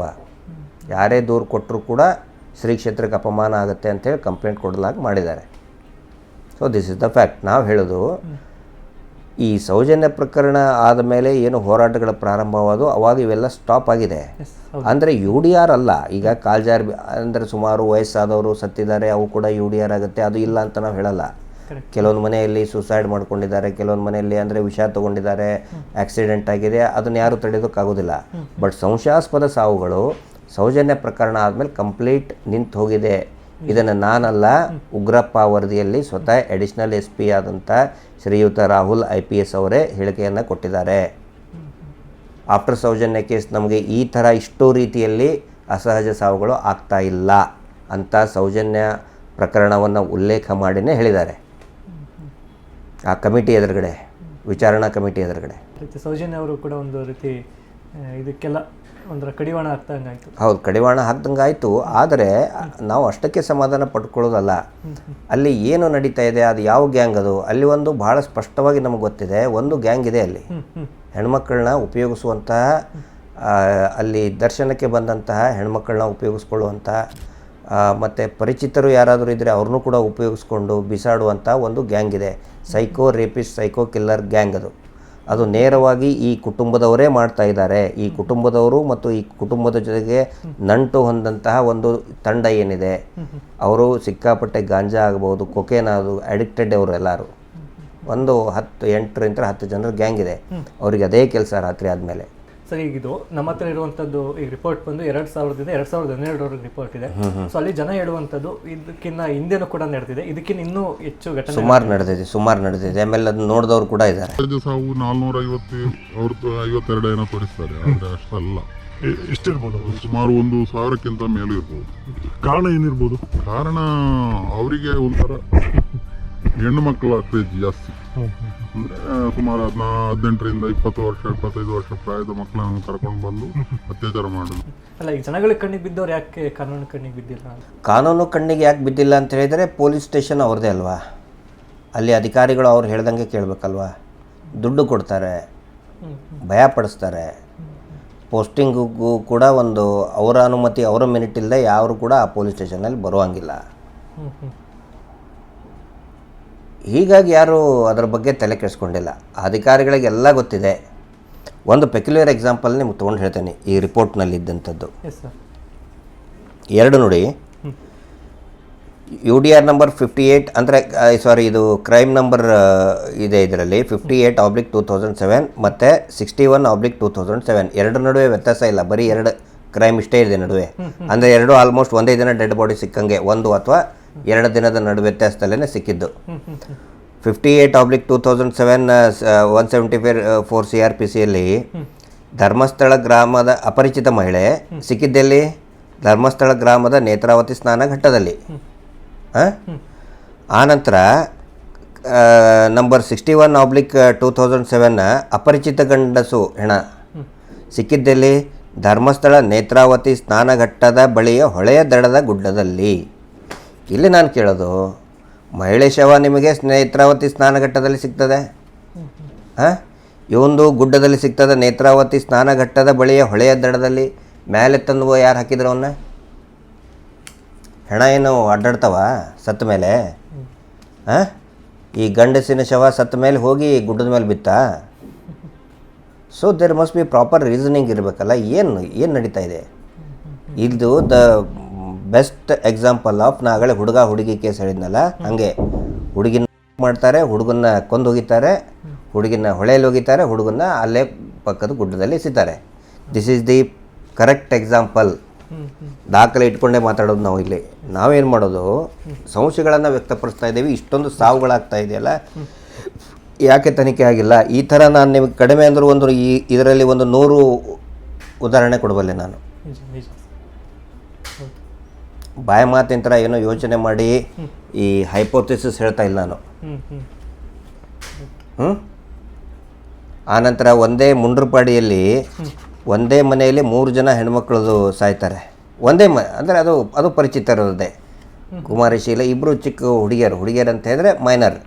ಮುಂಡ್ರಪಾಡಿ ಅಂದರೆ ಎಲ್ಲಿ ಬರುತ್ತೆ ಸರ್? ಧರ್ಮಸ್ಥಳದ ಅಲ್ಲಿನೇ. ಅಲ್ಲಿ ಇವ್ರದೇ ತೋಟ ಇದೆ, ತೋಟ ಇದೆ. ಎಲ್ಲ ಅತಿಕ್ರಮ ಮಾಡ್ಕೊಂಡಂಥ ರಬ್ಬರ್ ಪ್ಲಾಂಟೇಶನ್ ಇದೆ. ಅದು ಮೂಲತಃ ಅಲ್ಲಿಯ ಮೂಲ ನಿವಾಸಿಗಳದ್ದು. ಮಲೆಕುಡಿಯ ಮತ್ತು ಕೊರಗಜ್ಜ, ಕೊರಗರು ಇರುವಂಥ ಇದನ್ನು ಎಲ್ಲರಿಗೂ ಬೆದರಿಸಿ ಅವರು ಜಮೀನನ್ನು ಒತ್ತುವರಿ ಮಾಡಿಕೊಂಡು ಇವರು ಪ್ಲಾಂಟೇಶನ್ ಮಾಡ್ಕೊಂಡಿದ್ದಾರೆ. ಅಲ್ಲಿ ಒಂದೇ ಮನೆಯಲ್ಲಿ ಒಂದೇ ದಿನ 3 ಹೆಣಗಳು ಬೀಳ್ತವೆ. ಎಲ್ಲರೂ ಹೆಣ್ಮಕ್ಳೇ. ಯಾಕೆ ಇನ್ವೆಸ್ಟಿಗೇಷನ್ ಆಗೋದಿಲ್ಲ? ಎಲ್ಲರೂ ದಲಿತರೇ, ಯಾಕೆ ಇನ್ವೆಸ್ಟಿಗೇಷನ್ ಆಗೋದಿಲ್ಲ? ಎಲ್ಲ ವಿಡಿಯೋರೇ ಹಾಕ್ಬಿಡೋದು ಹಾಗೆ ಸುಮ್ಮನೆ. ಸೊ ನಾವು ಹೇಳೋದು, ಇದು ತನಿಖೆ ಆಗಬೇಕು, ಇನ್ವೆಸ್ಟಿಗೇಷನ್ ಆಗಬೇಕು. ಯಾಕಂದರೆ ಯಾರೋ ಬರೀ ಒಂದು ಸಂಶಯಾಸ್ಪದ ಸಾವು ಇದ್ದರೆ ಅದು ತನಿಖೆಗೆ ಯೋಗ್ಯ. ಇಲ್ಲಿ 100 ಆಗಿದೆಯಲ್ಲ, 100 ಆಗಿದೆಯಲ್ಲ. ಒಂದು ಎಕ್ಸಾಂಪಲ್ ಸಹ ಕೊಟ್ಟರೆ, ಒಂದು ಚಿಕ್ಕ ಮಗುವಿನಿಂದ ಹಿಡಿದು ಒಂದು ಚಿಕ್ಕ ಮಗು ಇದರಲ್ಲಿ ಇದೆ ನೋಡಿ, ಅದು ಅಪರಿಚಿತ ಹೆಣ್ಣು ಮಗು ಅಂತ ಇದೆ. ಅಪರಿಚಿತ ಹೆಣ್ಣು ಮಗು, ಇದನ್ನು ಮಾಡಿದವರು ಕೂಡ, ಅಂತ್ಯ ಸಂಸ್ಕಾರ ಮಾಡಿದವರು ಕೂಡ ಇದ್ದಾರೆ ಪಾಪ. ಅವರೇ ಹೇಳಿದ್ದು ನಮಗೆ, ವೆಜನಲ್ ಬ್ಲೀಡ್ ಆಗ್ತಾ ಇತ್ತದು, ಕಂಟಿಯಲ್ಲಿ ಬಿದ್ದಿದ್ದು ಪಾಪ ಮಗೋದು. UDR ಮಾಡ್ತಾರೆ, ನಾಚಿಕೆ ಆಗಲ್ವ ಇವರಿಗೆ? ಫಸ್ಟ್ ಪೊಲೀಸರಿಗೆ ನಾಚಿಕೆ ಮರ್ಯಾದೆ ಇದೆಯಾ ಇಲ್ಲೋ? ಇಲ್ಲ ಸರ್, ಮಗು ಆತ್ಮಹತ್ಯೆ ಮಾಡ್ಕೊಳ್ಳೋದು ಹೆಂಗೆ ಆತ್ಮಹತ್ಯೆ ಮಾಡ್ಕೊಳ್ತದ್ರಿ? ಮಗು ಎಲ್ಲಿಂದನೋ ಬಂದು ಆತ್ಮಹತ್ಯೆ ಮಾಡ್ಕೊಳಕ್ಕೆ ಧರ್ಮಸ್ಥಳಕ್ಕೆ ಬರ್ತದ ಆ ಮಗು? ಯಾರಿಗೆ ಸ್ಟೋರಿಗಳ ಕಟ್ಟುಕತೆಗಳನ್ನು ಹೇಳ್ತಾ ಇದ್ದಾರೆ? ಇದನ್ನು ನೋಡಿ, ನಮ್ಮ ಕಾನೂನು ನಿಜವಾಗ್ಲೂ ಸತ್ತಿದೆ. ಈ ದೇಶದ ಕಾನೂನು, ರಾಜ್ಯದ ಕಾನೂನನ್ನು ಸತ್ತು ಹೋಗ್ಬಿಟ್ಟಿದೆ. ಪೊಲೀಸರಂತರಿ ಎಲ್ಲ ನಾಚಿಕೆ ಮಾನ ಮರ್ಯಾದೆ ಬಿಟ್ಟು ನಿಂತಿದ್ದಾರೆ. ಅಲ್ಲಿ ಬೆಳ್ತಂಗಡಿ ಪೊಲೀಸರು ನಾಚಿಕೆ ಮಾನ ಮರ್ಯಾದೆ ಏನೂ ಇಲ್ಲ ಅವ್ರಿಗೆ. ಒಂದು ಹೆಣ್ಣು ಮಗು ಅಪರಿಚಿತ ಸತ್ತರೆ, ಅಪರಿಚಿತ ಹೆಣ್ಣು ಮಗು ಅಂಥೇಳಿ UDR ಹಾಕಿ ಕ್ಲೋಸ್ ಮಾಡ್ತಾರೆ ಅಂತ ಹೇಳಿದ್ರೆ, ಬಹುಶಃ ಇವರಂಥ ನಿರ್ಲಜ್ಜ ಅಧಿಕಾರಿಗಳು ಜಗತ್ತಲ್ಲಿ ಇರಲಿಕ್ಕಿಲ್ಲ. ಆನಂತರ ಹಿಂದೆ ಒಂದು ಪ್ರತೀತಿ ಇತ್ತು, ಈಗಲೂ ಕೂಡ ಅಲ್ಲಿ ಸ್ವಲ್ಪ ಅವರು ಮಾಡಿದ್ದಾರೆ ಅದನ್ನ. ಏನಂತ ಹೇಳಿದರೆ, ನೇತ್ರಾವತಿ ದಾಟಿದ ಮೇಲೆ ಯಾರಾದರೂ ಹೆಣ್ಮಕ್ಳು ಋತುಮತಿ ಆದರೆ, ಹೆಣ್ಮಕ್ಳು ಋತುಮತಿ ಆದರೆ ಅವ್ರನ್ನ ಅಲ್ಲೇ ಬಿಟ್ಟು ಬರಬೇಕು ಅಂತ ಒಂದು ಢಂಬಾಚಾರ ಮೂಢನಂಬಿಕೆಯನ್ನು ಇವರೇ ಪಾಲಿಸ್ಕೊಂಡು ಬಂದಿದ್ದರು ಈ ಕುಟುಂಬದವರು. ಪೇಶಿಯಾಗಿರಬೇಕು, ಹಾಂ, ಅಲ್ಲಿ ದಾಸಿ ಆಗಿರಬೇಕು, ಯಾರು ವಾಪಸ್ ಅವ್ರನ್ನ ಕರ್ಕೊಂಡು ಹೋಗಂಗಿಲ್ಲ ಅಂತ ಆ ಹೆಣ್ಮಕ್ಳನ್ನ ಬಳಸ್ಕೊಂಡು ಬಿಸಾಕ್ತಿದ್ರು ಅವರು. ಅದನ್ನೊಂದು ಆಚರಣೆ ರೂಪದಲ್ಲೇ ತಂದುಬಿಟ್ಟಿದ್ರು. ಸ್ವಲ್ಪ ಯಾವಾಗಿದು ಮೂಢನಂಬಿಕೆ ವಿರುದ್ಧ ಸ್ವಲ್ಪ ಜಾಗೃತಿ ಆದರೂ ಇವತ್ತಿಗೂ ಕೂಡ ಅನೇಕ ಜನರು ಕುಟುಂಬದವರು ಅಲ್ಲಿ ಇದ್ದವ್ರಿಗೆ ಗೊತ್ತಿದೆ ಇದು ಹಿಂಗಾಗ್ತದೆ ಅಂತೇಳಿ. ಒಂದು 8 ವರ್ಷದ ಮೇಲಿನ ಹೆಣ್ಮಕ್ಳನ್ನ ಋತುಮತಿ ಆಗದೇ ಇರೋರನ್ನ ಅಲ್ಲಿ ಕರ್ಕೊಂಡೇ ಹೋಗೋದಿಲ್ಲ. ಆನಂತರ ಧರ್ಮಸ್ಥಳ ಗ್ರಾಮದ ಸುತ್ತಮುತ್ತ ಇರೋ ಅನೇಕ ಗ್ರಾಮಗಳಲ್ಲಿ ದೈವದ ನಿಯಮನೇ ಇದೆ, ಧರ್ಮಸ್ಥಳಕ್ಕೆ ಹೋಗಲೇಬಾರ್ದು ಅಂತ ದೈವದ ನಿಯಮ ಇದೆ. ಹೌದು, ನಾವು ತುಂಬಾ ಜನನ ಅಲ್ಲಿ ಮಾತಾಡಿಸಿದಾಗ ಹೇಳಿದ್ರು ಧರ್ಮಸ್ಥಳಕ್ಕೆ ಹೋಗಿ ಎಷ್ಟೋ ದಿನಗಳಾಯ್ತು. ಅವ್ರು ಹೋಗೋದಿಲ್ಲ, ದೈವದ ನಿಯಮನೇ ಆಗಿಬಿಟ್ಟಿದೆ ಅಲ್ಲಿ ಹೋಗಬಾರ್ದು ಅಂತೇಳಿ. ಈ ಕಾರಣಕ್ಕೆ ಇದನ್ನು ಅರ್ಥ ಮಾಡಿಕೊಂಡು ನಮ್ಮ ಸರ್ಕಾರ ಎಚ್ಚೆತ್ಕೋಬೇಕು. ಬರೀ ಧರ್ಮಸ್ಥಳಕ್ಕೆ ಅಪಮಾನ ಆಗುತ್ತೆ ಅಂತ ಇವರು ಹೇಳಿಸಿರುವಂಥ ಪೊಳ್ಳು ಜೊಳ್ಳು ಏನು ಒಂದಿಷ್ಟು ಪ್ರೊಪಗಂಡ ಇದೆಯಲ್ಲ, ಅದನ್ನು ನಂಬಕ್ಕೆ ಹೋಗ್ಬಾರ್ದು. ಅಲ್ಲೇ ಸತ್ತಂತವ್ರು ನ್ಯಾಯ ಕೊಡ್ತೀವಿ ಸ್ವಾಮಿ ನೀವು. ಸರ್ ಅದಕ್ಕಿಂತ ದೊಡ್ಡ ಅಪಮಾನ ಇದೆಯಾ ಸರ್? ಇದಕ್ಕಿಂತ ಇಷ್ಟೊಂದು ಮಲಿನ ನಾನು ಕೇಳೋದು, ಇದು ಮಲಿನ ಹೌದಾ ಅಲ್ವಾ? ಇಷ್ಟೊಂದು ಹೆಣಗಳ ಬಿದ್ದಿದೆ, ಧರ್ಮಸ್ಥಳ ಮಲಿನ ಹೌದೋ ಅಲ್ವೋ? ನ್ಯಾಯ ಕೇಳೋದು ಮಲಿನನೋ, ಈ ಅಪರಾಧ ಮಾಡೋದು ಮಲಿನನೋ? ಅಪರಾಧ ಮಾಡುತ್ತಾನೆ ಅವಾಗ ಮಲಿನ ಅಂತ ಹೇಳ್ತೀವಿ ನಾವು. ನ್ಯಾಯ ಕೇಳೋದು ಮಲಿನ ಅಲ್ಲ, ಅದರ ಪವಿತ್ರತೆ ಕಾಪಾಡಬೇಕು ಅಂತ ಹೇಳ್ಕೊಂಡು ಹೋರಾಟ ನಡೆದಿದೆ ಮಹೇಶ್ ಶೆಟ್ಟಿ ತಿಮ್ಮರುಡಿ ಅವ್ರ ನೇತೃತ್ವ. ಹಾಗೆ ತುಂಬ ಹೋರಾಟಗಳು ನಡೆದಿತ್ತು. ಅದಾದ ನಂತರ ಉಗ್ರಪ್ಪ ವರದಿ ನೀವು ಹೇಳಿದ್ರಿ 2018ರಲ್ಲಿ ಅನ್ಸುತ್ತೆ, ವರದಿ 16ರಲ್ಲಿ ಅದರಲ್ಲಿ ಏನಿತ್ತು ಸರ್ ವರದಿಯಲ್ಲಿ? ಅದರಲ್ಲಿ ಯಾಕೆ ಇಷ್ಟು ಜನ ಸಾಯ್ತಾ ಇದ್ದಾರೆ, ಯಾಕೆ ಕ್ರಮಗಳನ್ನು ಕೈಗೊಂಡಿಲ್ಲ, ಅದಕ್ಕೆ ಇವ್ರು ಹೇಳ್ತಾರೆ. ಇವ್ರ ಕಡೆಯವರು ಧರ್ಮಸ್ಥಳದ ಒಡೆಯವರು ಒಬ್ರು ಇರ್ತಾರೆ ಲಾಯರ್ನ, ಇಲ್ಲ ಅದು ತೀರ್ಥಕ್ಷೇತ್ರ ಅಂಥೇಳಿ. ಹಾಗಿದ್ರೆ ತೀರ್ಥಕ್ಷೇತ್ರ ಅಂದರೆ ಉಡುಪಿಗಿಂತ ಜಾಸ್ತಿ ತಿರುಪತಿಗಿಂತ ಜಾಸ್ತಿ ಜನ ಬರ್ತಾರೆ ಇಲ್ಲಿ. ಇದಕ್ಕಿಂತ ಜಾಸ್ತಿ ಜನ ಬರ್ತಾರಲ್ಲ ಸರ್ ತಿರುಪತಿಯಲ್ಲಿ. ಅಲ್ಲೇನಾದರೂ ನೋಡಿದ್ದೀರಾ? ಅಲ್ಲೇನಾದರೂ ಈ ಥರ ನೋಡಿದ್ದೀರಾ? ಬೆಟ್ಟ ಗುಡ್ಡ ಎಲ್ಲ ಇದೆ, ಅಲ್ಲಿ ಏನೂ ಇಲ್ಲ. ಇಲ್ಲೇನೇ ಹೊರನಾಡಿನಲ್ಲಿನೂ ಕೂಡ ಸುಮಾರು ಜನ, ಸಾವಿರಾರು ಜನ ಬರ್ತಾರೆ. ಶೃಂಗೇರಿಯಲ್ಲಿ ಬರ್ತಾರೆ, ಕೊಲ್ಲೂರು ಮೂಕಾಂಬಿಕೆಗೆ ಬರ್ತಾರೆ. ಅಲ್ಲಿ ಕೂಡ ಕೊಲ್ಲೂರು ಮೂಕಾಂಬಿಕೆಯಲ್ಲಿ ಹೊಳೆ ಇದೆ, ಶೃಂಗೇರಿಯಲ್ಲಿ ಹೊಳೆ ಇದೆ, ಹೊರನಾಡಿನಲ್ಲಿ ಹೊಳೆ ಇದೆ. ಯಾಕೆ ಅಲ್ಲಿ ಡೆಡ್ ಬಾಡಿ ಬೀಳೋದಿಲ್ಲ? ಯಾಕೆ ಡೆಡ್ ಬಾಡಿ ಬೀಳೋದಿಲ್ಲ? ಬರೀ ಇಲ್ಲಿಷ್ಟೇ ಬೀಳ್ತದೆ. ಕೇಳುವಂಥ ಪ್ರಶ್ನೆ ತಾನೇ ಇದು. ಈ ಪ್ರಶ್ನೆಯನ್ನು ಉಗ್ರಪ್ಪ ವರದಿಯಲ್ಲಿ ವಿಚಾರಣೆ ಮಾಡ್ಬೇಕಾದ್ರೆ ಆಲ್ರೆಡಿ ಕೇಳಾಗಿದೆ, ಉತ್ತರ ಇಲ್ಲ ಇವರಿಗೆ. ಆನಂತರ ಒಂದು ಏನಾದರೂ ಡೆತ್ ಆಯಿತು, ಸುಸೈಡ್ ಆಯಿತು ಅಂತ ಹೇಳಿದರೆ ಇಡೀ ಪೂರ್ತಿ ಅಲರ್ಟ್ ಮಾಡ್ತಾ ಇರ್ತಾನೆ. ಈಗ ಫಾಲ್ಸಲ್ಲಿ ಈಗ ಮೊನ್ನೆ ಒಂದು 2 ವರ್ಷದ ಹಿಂದಿನ ನಡೆದದ್ದು ಘಟನೆ. ನಮ್ಮ ಶೃಂಗೇರಿ ಹತ್ರ, ಶೃಂಗೇರಿ ಹತ್ರ ಹೊರನಾಡಿಗೆ ಹೋಗೋ ಇದರಲ್ಲಿ ಒಂದು ಫಾಲ್ಸಲ್ಲಿ ಒಬ್ಬನು ರೀಲ್ಸ್ ಮಾಡೋಕ್ಕೆ ಹೋಗಿ ಕಾಲು ಜಾರಿ ಬಿದ್ದು ಸತ್ತ. ಫಾಲ್ಸ್ ಹತ್ರ 2 ತಿಂಗಳವರೆಗೆ ಫಾಲ್ಸ್ ಬಂದ್ ಮಾಡಿದ್ರು ರೀ. ಹಾಂ. ಆನಂತರ ಜೋಗದ ಗುಂಡಿಯಲ್ಲಿ ಒಬ್ಬರು ಮೇಲ್ಗಡೆ ಅಂತ ಬಿದ್ದು ಸತ್ತ ಅಂತ ಹೇಳಿದರೆ ಪೂರ್ತಿ ಬ್ಯಾರಿಕೇಡಲ್ಲಿ ಹಾಕ್ತಾರೆ, ಪ್ರವೇಶ ನಿಷೇಧ ಮಾಡ್ತಾರೆ ಆ ಕಡೆಯಿಂದ. ಇಲ್ಲಿ 3 ದಿನಕ್ಕೊಂದು ಹೆಣ ಬೀಳ್ತಿದೆಯಲ್ಲ, ಯಾಕೆ ಏನು ಕ್ರಮ ತಗೊಂಡಿಲ್ಲ ಇಲ್ಲಿ? ಅದು ಯಾಕೆ ಸರ್ಕಾರ ಕಣ್ಣು ಮುಚ್ಕೊಂಡು ಕುಂತು ಇಷ್ಟು ವರ್ಷ? ಸುಮಾರು 40 ವರ್ಷಕ್ಕೂ ಹೆಚ್ಚಿದೆ. ಸುಮಾರು ಇದೆ. ಬರೀ ಅದೇ ಧರ್ಮಸ್ಥಳ ನನ್ನ ಮಟ್ಟಿಗೆ ಅದೊಂದು ಸ್ಮಶಾನ ಆಗಿದೆ ಇಷ್ಟೇ. ನಿಜ ಸರ್, ನಿಜ. ಹಾಂ, ಇದು ಅರ್ಥ ಆಗಬೇಕು. ಇದ್ರ ಸಲುವಾಗಿ ನಮ್ಮದು ಪ್ರಯತ್ನ, ಸಂಘರ್ಷ ನಿರಂತರವಾಗಿರ್ತದೆ. ಈ ಅತ್ಯಾಚಾರಿಗಳ ಕುಟುಂಬವನ್ನು ಜೈಲಿಗೆ ಹಾಕುವವರೆಗೆ, ಜೈಲಲ್ಲಿ ಕೊಳೆಯುವ ಹಾಗೆ ಆಗುವವರೆಗೆ ನಾವು ವಿಶ್ರಾಂತಿ ತಗೊಳ್ಳೋದಿಲ್ಲ. ಇದು ಗೊತ್ತಿರಲಿ. ಅವ್ರೇನೋ ತಿಳ್ಕೊಂಡಿರ್ಬೇಕು, ಏನೋ ನಾವು ಒಂದಿಷ್ಟು ಅಪಪ್ರಚಾರ ಮಾಡಿ ಹಿಂದೂ ಮುಸ್ಲಿಂ ಮಾಡಿದ್ವಿ, ಧಾರ್ಮಿಕ ಇದನ್ನು ಮಾಡಿದ್ವಿ ಅಂತ ಹೇಳಿದರೆ ಅಲ್ಲ. ಅದನ್ನು ಕೇಳೋ ಪರಿಸ್ಥಿತಿಯಲ್ಲಿ ಜನಗಳಿಲ್ಲ. ಅವರೆಷ್ಟೇ ನಾಟಕ ಮಾಡ್ತಾರೋ ಮಾಡಲಿ. ಸತ್ಯದ ಏನದು ನಮ್ಮದು ಹೆಜ್ಜೆ ಇದೆ, ಹೋರಾಟ ಇದೆ, ಅದು ಖಂಡಿತ ಹೋಗ್ತಾನೆ ಇರ್ತದೆ. ನಿಜ ಸರ್. ಇವತ್ತು ನಾವು ಇದ್ರ ಬಗ್ಗೆ, ಇವತ್ತು ನೀವು ಈ ರೀತಿ ಎಲ್ಲ ಇಷ್ಟು ವರ್ಷಗಳಿಂದ ಧ್ವನಿ ಎತ್ತಿರಲಿಲ್ಲ ಅಂದರೆ ಇವತ್ತು ಆ ಒಂದು ಕಾಯಿಲೆ ರೀತಿಯಾಗಿರುವಂಥದ್ದು ತುಂಬ ಈಗ ನಮ್ಮ ಕಡೆಗೂ ಹೋಗ್ತಾ ಇತ್ತು. ಹೌದು, ಅವ್ರನ್ನ ಆಚೆ ಹೋಗೋದಕ್ಕೆ ಪರಿಸ್ಥಿತಿ ಬರಬೇಕು. ರಾತ್ರಿ ಸುಮಾರು ಜನ ಅಲ್ಲಿ ಧರ್ಮಸ್ಥಳದಲ್ಲಿ ಆಟೋ ರಿಕ್ಷಾದಲ್ಲಿ ಹೋದಂಥ ಹೆಣ್ಮಕ್ಳು ಕಾಣಾಗಿದ್ದಾರೆ ರೀ.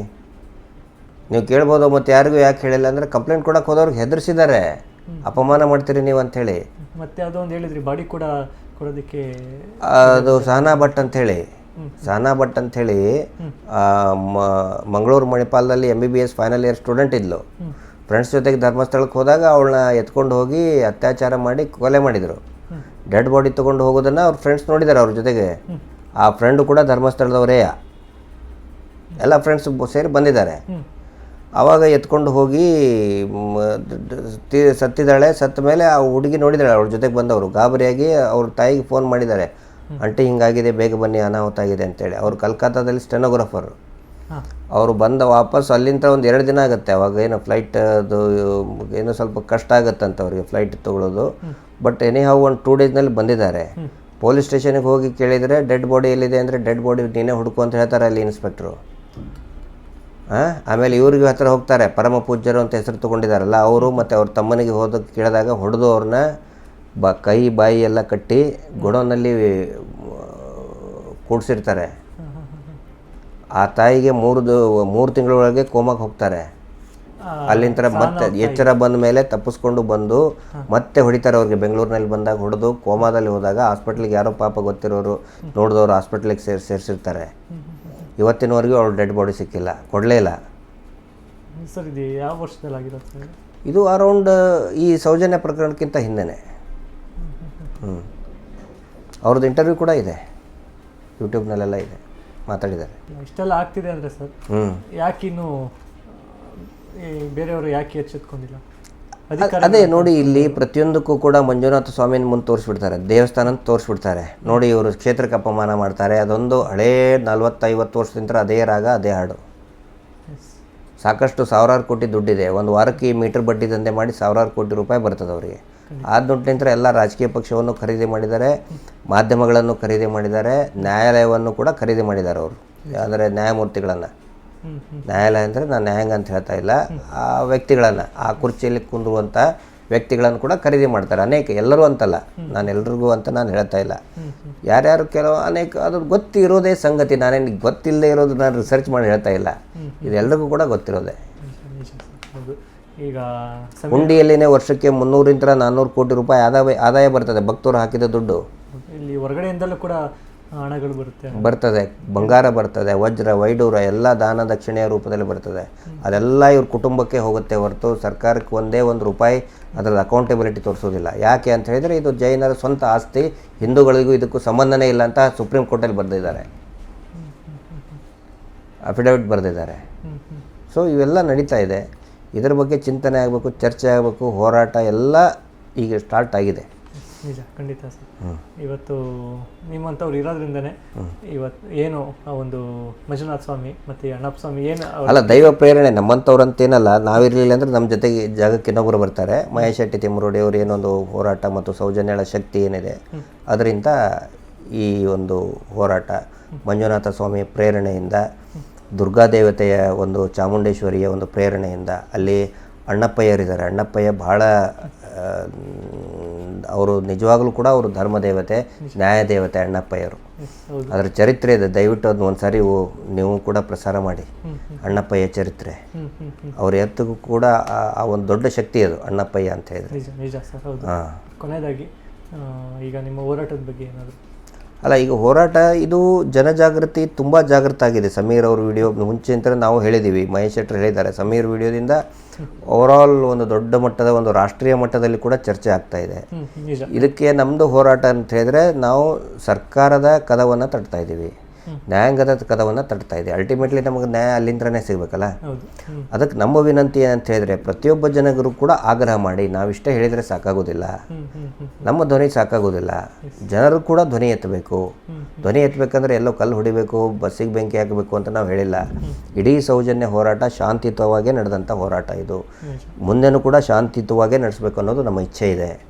ಜನರು ಅವರಲ್ಲೇ ಕೂತ್ಕೊಂಡು ಸ್ವಲ್ಪ CMಗೆ, ಪ್ರೈಮ್ ಮಿನಿಸ್ಟರ್ಗೆ, ಸರ್ಕಾರದ ಎಲ್ಲ ಸಚಿವರಿಗೆ ಆಗ್ರಹ ಮಾಡೋದು, ಪತ್ರ ಬರೋದು, ಈಗ ಇಮೇಲ್ ಇದೆ, ಫೇಸ್ಬುಕ್ ಇದೆ, ಇನ್ಸ್ಟಾಗ್ರಾಮ್ನಲ್ಲಿದೆ, ಟ್ಯಾಗ್ ಮಾಡಿ ಅವ್ರಿಗೆ ಹೇಳಬೇಕು.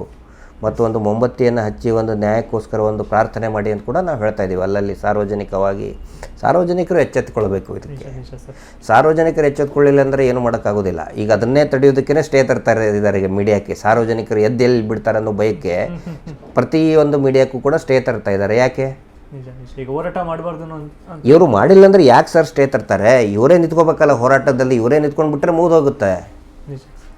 ಇವರೇ ಹೋರಾಟಗಾರ ಜೊತೆಗೆ ನಿಂತ್ಕೊಂಡು ಬಿಟ್ರೆ ಈ ಸ್ಟೇ ಆಗ್ತಾ ಇರ್ಬೇಕು ಅವರು, ಮುಗಿತಲ್ಲ. ಯಾಕಂದ್ರೆ ಆಗಿರೋದೆಲ್ಲ ಇವ್ರ ಮನೆ ಅಂಗಳದಲ್ಲಿನೇ, ತಪ್ಪು ಮಾಡಿಲ್ಲ ಅಂದ್ರೆ ಇವರಲ್ಲಿ ಹೋರಾಟ ತಿನ್ಕೊಂಡ್ರೆ ಇವ್ರ ಮನೆ ಅಂಗಳದಲ್ಲೇನೆ ಆಗಿದ್ರೆ ಇವರು ಹೋರಾಟ ಮಾಡಬೇಕಿತ್ತಲ್ಲ. ಅದನ್ನು ನಾವು ಕೇಳ್ತಾ ಇದ್ದೀವಿ. ಅದನ್ನು ಮಾಡೋದು ಬಿಟ್ಟು ಎಲ್ಲರಿಗೂ ಸ್ಟೇ ತರೋದು, ನೋಟಿಸ್ ಕೊಡೋದು, ಮಾನನಷ್ಟ ಮೊಕದ್ದಮೆ ಹಾಕೋದು ಯಾಕೆ? ಇಟ್ ಶೋಸ್ ಅವರೇ ಅಪರಾಧಿಗಳು, ಕೊಲೆಗಡಕರು, ಸರಣಿ ಅತ್ಯಾಚಾರಿಗಳು ಅವರೇ, ಅದೇ ಕುಟುಂಬನೇ. ಖಂಡಿತ ಸರ್. ಅದನ್ನು ನೀವು ಕಾನೂನುವಾಗಿ ಬಹಿರಂಗಪಡಿಸ್ಬೇಕು ಅಂದರೆ ಒಂದು ತನಿಖೆ ಆಗಬೇಕು, ಜುಡಿಷಿಯರಿ ಕಮಿಟಿ ಆಗಬೇಕು.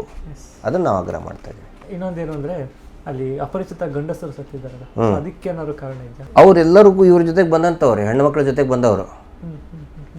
ನಾನು ಹೇಳಿದ್ನಲ್ಲ ಆಗಲೇ, ಆ ಹುಡುಗಿ ಚಂದ ಇತ್ತು, ಹೆಂಗಸು ಚಂದ ಇತ್ತು ಅಂತ ಹೇಳಿದ್ರೆ ಅವ್ರ ಜೊತೆಗೆ ಬಂದಂಥ ಗಂಡನೂ ಇರ್ಬೋದು, ಹುಡುಗ ಇರ್ಬೋದು, ನೀನು ನಾಳೆ ಅಥವಾ ನಾಡಿದ್ದು ಬಂದು ಇವಳನ್ನ ಕರ್ಕೊಂಡು ಹೋಗು ಅಂತ ಹೇಳ್ತಾರೆ. ಸುಮ್ಮನೆ ಹೋದ್ರೆ ಅವನ ಜೀವನ ಹೌದು.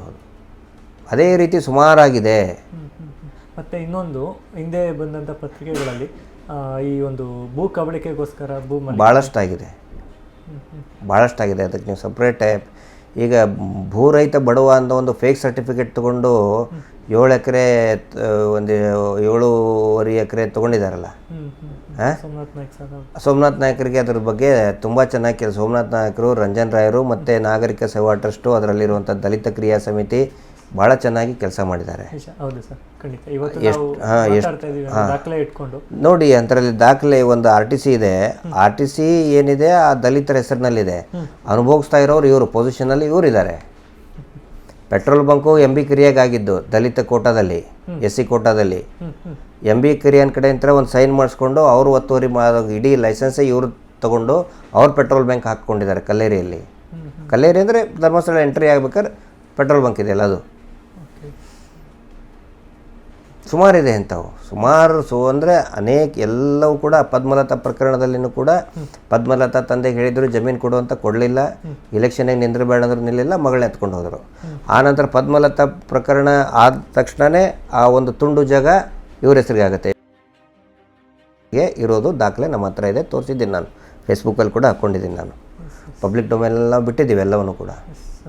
ಈಗ ಎಷ್ಟೋ ಜನ ಹೊರಗಡೆಯವರು ಅಂತ ಹೇಳಿದ್ರಿ, ಅವ್ರ ಮನೆಯವರು ಅವ್ರ ಮಕ್ಳಿಗೆ, ಈಗ ಉದಾಹರಣೆಗೆ ಅವ್ರ ಮಕ್ಳಿಗೆ ಈ ರೀತಿ ಆದಾಗ ಮನೆಯವರು ಕಂಪ್ಲೇಂಟ್ ಕೊಡಕ್ ಹೋದಾಗ ಈ ರೀತಿ ಎದುರಿಸಿರ್ತಾರೆ, ಅಥವಾ ಈ ಒಂದು ದೇವರ ಹೆಸರು ಹೇಳ್ಕೊಂಡು ಅಪಮಾನ ಆಗುತ್ತೆ ಅಂತ ಅವ್ರನ್ನ ಬಾಯಿ ಮುಚ್ಚಿರ್ತಾರೆ. ಸೊ ಅವ್ರೇನಾದ್ರು ಈಗ ಏನಾದ್ರು ಎಚ್ಚೆತ್ಕೊಳ್ಬಹುದು? ರೆಡಿ ಇದ್ದಾರೆ. ಅಂದ್ರೆ ಇವ್ರ ಮೇಲೆ ತನಿಖೆ ಪ್ರಾರಂಭ ಆದ್ಮೇಲೆ ಸುಮಾರು ಜನ ಬರೋಕ್ ರೆಡಿ ಇದ್ದಾರೆ, ಸುಮಾರು ಜನ ಬರ್ತಾರೆ. ಅದಕ್ಕೆ ನಾವು ಹೇಳೋದು, ಒಂದು ಸರಿ ತನಿಖೆ ಪ್ರಾರಂಭ ಆದರೆ, ಇವರ ವಿರುದ್ಧನೇ ತನಿಖೆ ಪ್ರಾರಂಭ ಆದರೆ ಜನಗಳಿಗೊಂದು ಧೈರ್ಯ ಬರ್ತದೆ, ಸರ್ಕಾರ ನಮ್ಮ ಜೊತೆಗಿದೆ ಅಂಥೇಳಿ. ಈಗೆಲ್ಲ ಮಿನಿಸ್ಟ್ರು ಬಂದು ಇವ್ರಿಗೆ ಬಂದು ಕಾಲು ಬಿದ್ಕೊಂಡು ಹೋದ್ರೆ ಜನರಿಗೆ ಹೆಂಗೆ ಸ್ವಾಮಿ ಧೈರ್ಯ ಬರ್ತದೆ? CM ಸ್ವತಃ ಮುಖ್ಯಮಂತ್ರಿಗಳೇ, ಪ್ರಧಾನಮಂತ್ರಿಗಳೇ ಬಂದು ಇವ್ರ ಕಾಲು ಬಿದ್ದು ಹೋದರೆ ಜನಸಾಮಾನ್ಯರಿಗೆ ಹೆಂಗೆ ಧೈರ್ಯ ಬರ್ತದೆ ಇವ್ರ ವಿರುದ್ಧ ಕಂಪ್ಲೇಂಟ್ ಕೊಡೋದಕ್ಕೆ? ನಾವು ಇದ್ರ ಬಗ್ಗೆ ಧ್ವನಿ ಎತ್ತೀವಿ ಅಂದ್ರೆ ನಮ್ಮನೆಲ್ಲ ಹೇಳ್ತಾರೆ. ಹೌದು, ಒಬ್ರು ಪ್ರಧಾನಿ ಮಂತ್ರಿನೇ ಬಂದು ಅವ್ರ ಕೈ ಮುಗಿತಾರೆ, ಏನು ಮಾಡೋಕ್ಕಾಗಲ್ಲ ಅಂತದ್ರಲ್ಲಿ ಇವೆಲ್ಲ. ಸೊ ಇದೊಂದು ಸಾಮೂಹಿಕ ಸಂಘರ್ಷ, ಇದೊಂದು ಇಟ್ಸ್ ಅ ಮಾಸ್ ಮೂಮೆಂಟ್. ಎಲ್ಲರೂ ಕೂಡ ಧೈರ್ಯವಾಗಿ ಮುಂದೆ ಬರಬೇಕಿಷ್ಟೇ. ಮಂಜುನಾಥ ಸ್ವಾಮಿ ಹೋರಾಟ ಮಾಡುವಂಥ ಪ್ರತಿಯೊಬ್ಬ ವ್ಯಕ್ತಿ ಜೊತೆಗೆ ಮಂಜುನಾಥ ಸ್ವಾಮಿ ಇದ್ದಾನೆ, ಅಣ್ಣಪ್ಪಯ್ಯ ಸ್ವಾಮಿ ಇದ್ದಾನೆ, ಸೌಜನ್ಯಗಳ ಶಕ್ತಿ ಇದೆ, ಚಾಮುಂಡೇಶ್ವರಿ, ದುರ್ಗೆ ಎಲ್ಲರೂ ಕೂಡ ಸೌಜನ್ಯ ಶಕ್ತಿಯಾಗಿ ಇವತ್ತು ನಿಂತಿದ್ದಾರೆ. ಹೀಗಾಗಿ ಧ್ವನಿ ಎತ್ತೋರಿಗೆ ಏನೂ ಆಗೋದಿಲ್ಲ ಅನ್ನೋ ಒಂದು ಒಂದು ನಂಬಿಕೆಯನ್ನು ನಾನು ಹೇಳ್ತಾ ಇದ್ದೀನಿ, ಒಂದು ಅಭಯವನ್ನು ನಾನು ಕೊಡ್ತಾ ಇದ್ದೀನಿ. ಯಾರಿಗೂ ಏನೂ ಆಗೋದಿಲ್ಲ, ದಯವಿಟ್ಟು ಮುಂದೆ ಬನ್ನಿ. ಕೊನೆಯದಾಗಿ ಈಗ ಏನಿದೆ, ಈಗ ನ್ಯಾಯ ಸಿಗುತ್ತೆ, ಅದ ನಂತರ ಈ ದುಷ್ಟ ಸಂಹಾರ ಖಂಡಿತವಾಗ್ಲೂ ಆಗುತ್ತೆ. ಶುಂಭ ನಿಶುಂಭರ ಸಂಹಾರ ಅದು ನಿಶ್ಚಿತ ಆಗಿಬಿಟ್ಟಿದೆ.